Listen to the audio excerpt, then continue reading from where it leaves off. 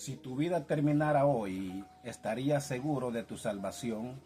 No es una exageración ni una pregunta para asustarte, es una realidad que todos evitamos hasta que es demasiado tarde. La eternidad no comienza cuando morimos, comienza cuando decidimos a quién le entregamos el corazón, y esa decisión, más que cualquier otra, marca todo tu destino. Abre tu corazón, porque cuando Dios habla, algo dentro de ti se mueve. Este no es un video más, es una invitación urgente, directa, profunda, porque hablar de salvación no es hablar de religión, es hablar de vida o muerte. La salvación no es una doctrina, es el corazón del Evangelio. Desde el primer capítulo de la Biblia hasta el último, todo gira alrededor de una sola cosa: cómo el hombre puede ser reconciliado con Dios. Y lo más impactante es que Dios mismo hizo el camino. Así que antes, no hay mensaje más urgente, no hay verdad, no hay cosa más poderosa, no hay regalo más eterno. Prepárate, porque lo que hoy vas a escuchar pueda cambiar tu historia para siempre. Cuando hablamos de salvación, muchas personas piensan en religión, en ir a la iglesia los domingos y cumplir ciertas reglas, cumplir tradiciones. Pero si estudias la Biblia con atención, vamos a ver que la salvación no tiene nada que ver con estructuras humanas. La salvación es una historia de rescate, una conexión directa entre el Creador y su creación. Es el plan divino para reconciliarnos con Dios después de haber sido separados por el pecado. La Biblia no presenta la salvación como un concepto vago o teórico, sino como la solución más urgente para la necesidad más profunda del ser humano. Desde los primeros capítulos del Génesis vemos que algo se quebró entre Dios y el hombre. Ese algo fue la desobediencia, el momento en que Adán y Eva decidieron escuchar a la serpiente en lugar de confiar en su Padre. A partir de ese instante el pecado entró en el mundo, y con él la muerte, el dolor, la separación espiritual. La salvación entonces surge como la respuesta de Dios al caos que el pecado trajo. No fue idea del hombre, fue una decisión divina, tomada desde antes de la fundación del mundo. No es un esfuerzo humano por alcanzar a Dios, sino un acto de amor en el que Dios baja hasta donde estamos para rescatarnos. Por eso no se trata de hacer cosas buenas o acumular méritos, sino de recibir una gracia inmerecida.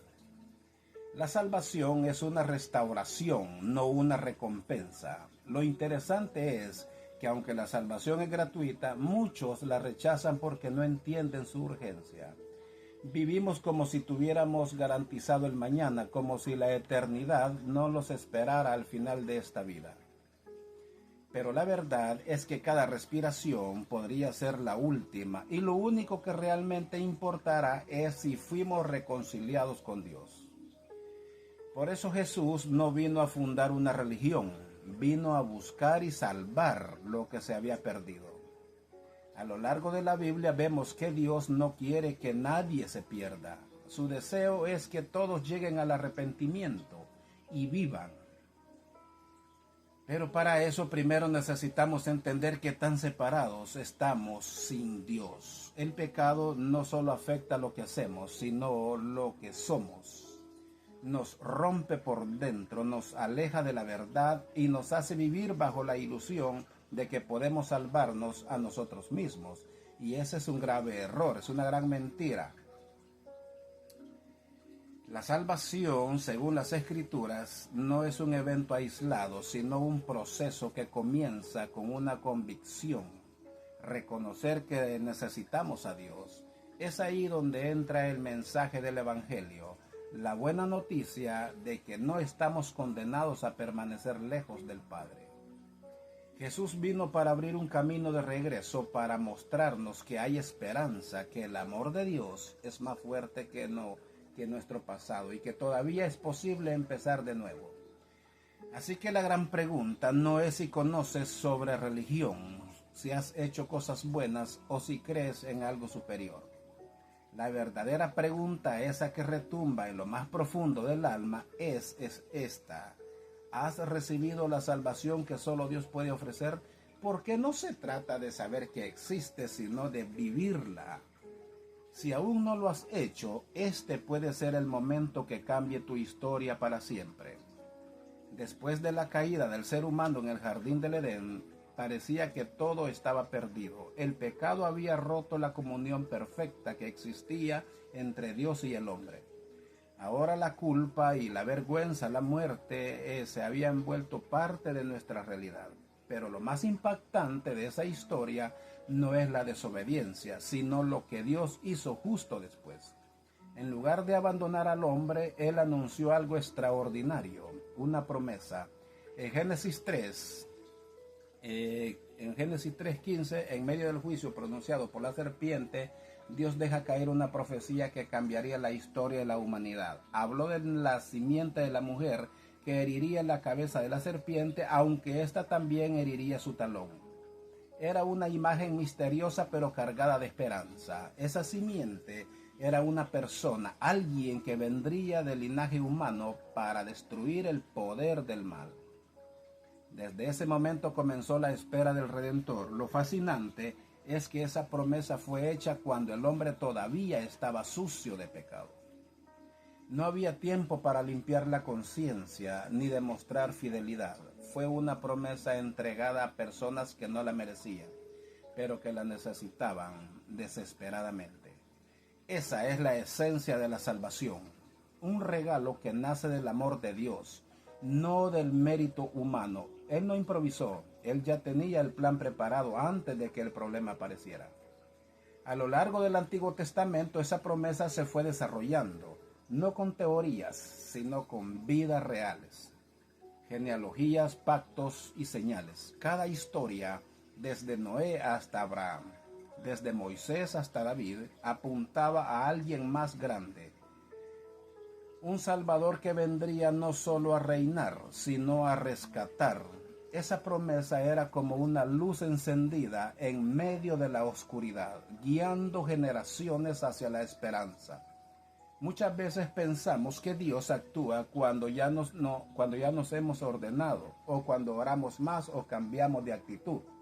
Pero la Biblia muestra lo contrario. Dios actúa en medio del desastre.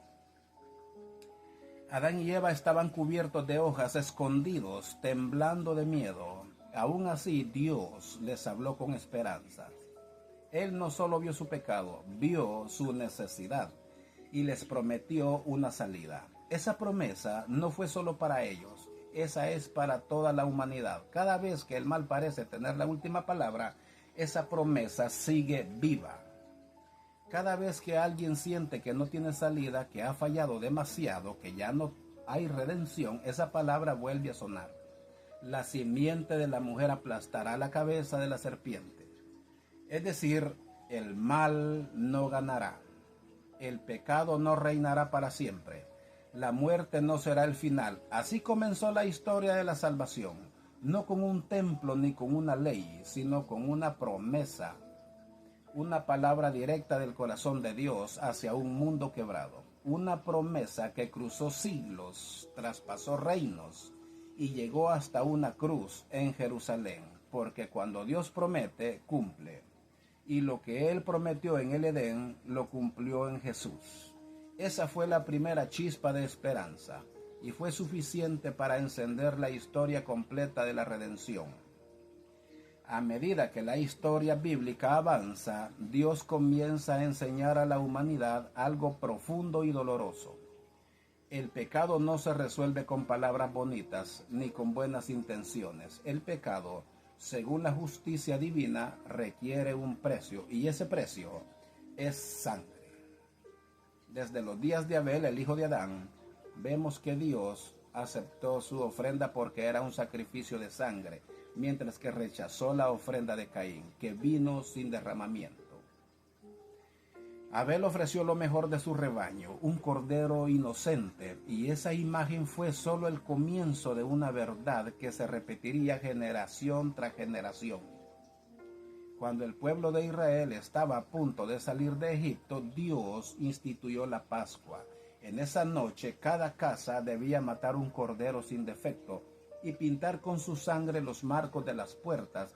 Esa sangre no era decoración, era señal de redención, señal de protección. El ángel de la muerte pasaría por Egipto esa noche, pero donde viera la sangre, pasaría de largo. Es ahí donde empezamos a entender lo que significa ser cubiertos por un sacrificio. El juicio venía, pero la sangre detenía la condena. Esa fue la lección que marcó a toda una nación. No se trataba de cuánto sabían, de cuán buenos eran o cuán religiosos parecían. Lo único que importaba era si estaban bajo la sangre del Cordero. Luego, en el desierto, Dios estableció un sistema completamente de sacrificio. El tabernáculo se convirtió en el lugar donde se ofrecía sangre por el pecado del pueblo. Cada animal que moría recordaba algo del pueblo. El pecado trae muerte. Pero también enseñaba algo más. Alguien inocente puede pagar en lugar de otro. Era un mensaje silencioso pero poderoso. Cada gota de sangre derramada era un anuncio profético del sacrificio que vendría. Aunque todo ese sistema funcionaba por un tiempo, no era la solución final. Los sacrificios debían repetirse una y otra vez porque no podían cambiar el corazón del hombre. Pero mantenían viva la esperanza, preparaban el escenario porque un día no sería un cordero cualquiera. Sería el Cordero de Dios que quitaría el pecado del mundo. No solo cubriría por un tiempo, sino que limpiaría para siempre. Es imposible leer la Biblia y no notar cuánto énfasis se pone en la sangre. No por morbo, sino por justicia y misericordia. Dios estaba enseñando una verdad dura pero necesaria. Sin derramamiento de sangre no hay perdón. Y al mismo tiempo estaba revelando su plan más glorioso, enviar a su Hijo como el sacrificio perfecto. Cristo no solo vino a enseñar, vino a ofrecerse como el Cordero sin manchas. Cuando Jesús murió en la cruz, su sangre no fue un accidente, fue el cumplimiento de todo lo que había sido anunciado desde Abel hasta Moisés. Cada sacrificio anterior apuntaba a ese momento. Cada altar, cada cordero, cada gota era una sombra de la redención real. Por eso hoy ya no necesitamos matar animales, porque una sola sangre fue suficiente. Una cruz fue definitiva, un sacrificio eterno. La sangre de Cristo no solo cubre, transforma. Uno de los errores más comunes en la historia humana es pensar que todo tiene un precio. Que si pagas lo suficiente, si haces lo correcto, si cumples con ciertos pasos, puedes obtener lo que deseas. Esa mentalidad también ha contaminado la forma en que muchos entienden la fe. Pero la salvación no es una transacción, no es una moneda de cambio.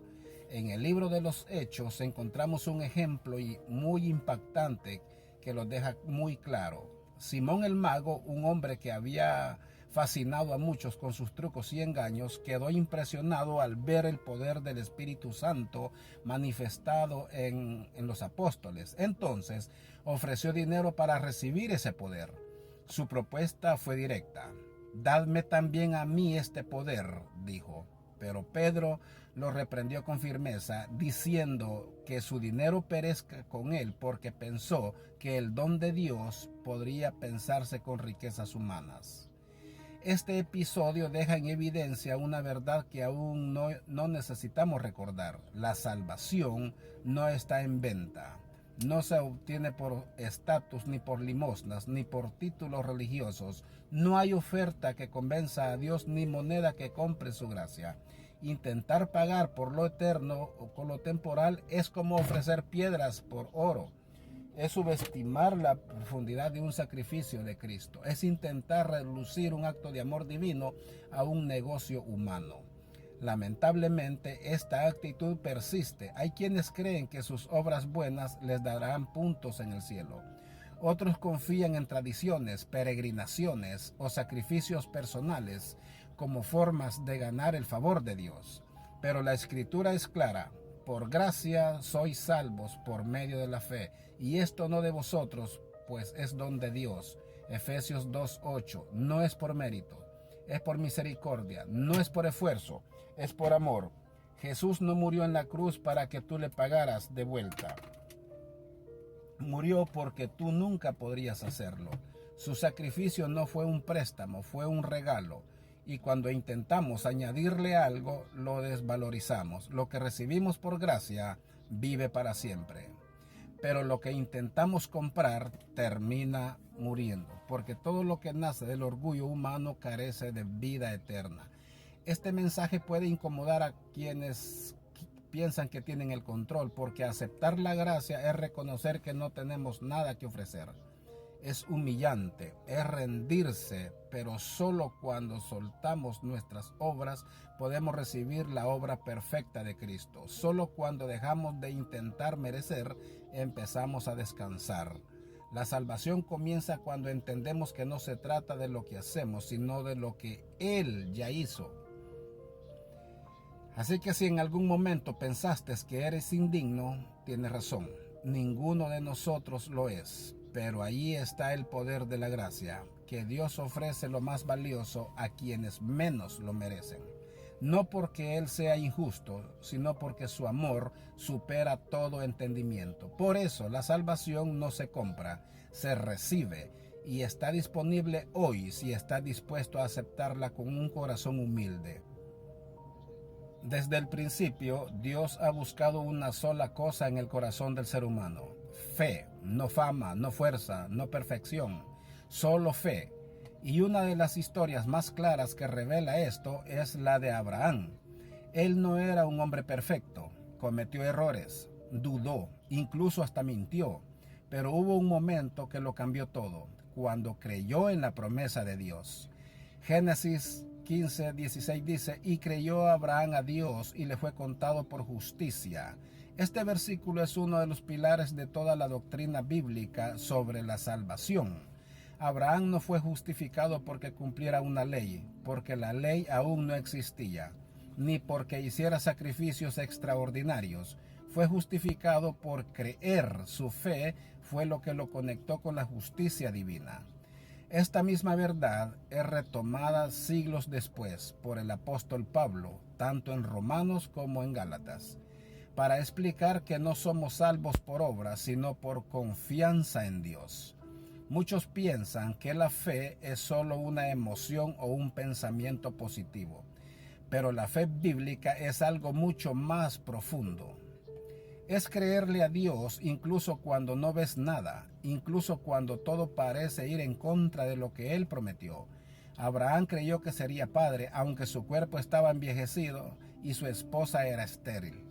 Esa fe fue activa, lo llevó a caminar, a obedecer, a esperar. No fue pasivo, fue una fe que transformó su historia. Cuando hablamos de salvación por fe, no estamos diciendo que basta con repetir una oración o tener una idea bonita de Dios. Estamos hablando de confiar completamente en la obra de Cristo, sin añadir nada, sin condiciones. Es entregarse sin reservas. Es creer que su muerte fue suficiente y que su resurrección tiene poder para darte una nueva vida. Es fe que descansa, pero también fe que responde con obediencia. Pablo se enfrentó a una generación que intentaba mezclar fe con ley, gracia con esfuerzo humano. Pero él fue claro: si añadimos algo a la fe, la anulamos. Si creemos que nuestras obras nos salvan, entonces la cruz fue en vano. La salvación no es una combinación de méritos y gracias, es solo gracia. Y solo se accede por medio de la fe. Esa fue la revolución del Evangelio, que Dios justifica al impío cuando cree. Esto no significa que la fe sea fácil. Habrá dudas, momentos de silencio, temporadas de espera, pero incluso allí la fe sigue siendo el camino, porque no depende de lo que sentimos, sino de lo que Él dijo. No se trata de cuán grande es nuestra fe, sino de cuán grande es el Dios en quien confiamos. La fe, por pequeña que sea, si está puesta en Cristo, tiene el poder de salvar. Esa es la buena noticia. Así que hoy no te preguntes si eres lo suficientemente bueno. Pregúntate si has creído de verdad. No pongas tu confianza en tu conducta, en tus logros, ni siquiera en tus emociones. Pon tu fe en Jesús. La salvación no es un premio para los que lo logran. La salvación es un regalo para los que confían. Y esa confianza es el primer paso hacia una eternidad segura con Dios. Una de las mayores confusiones entre los creyentes es el propósito de la ley de Dios. ¿Para qué fue dada? Es un camino hacia la salvación. Es una lista de requisitos para ganar el favor divino. La Biblia responde con claridad. La ley no fue dada para salvarnos, sino para mostrarnos que necesitamos ser salvos. En Romanos 3:20, Pablo afirma que por medio de la ley es el conocimiento del pecado.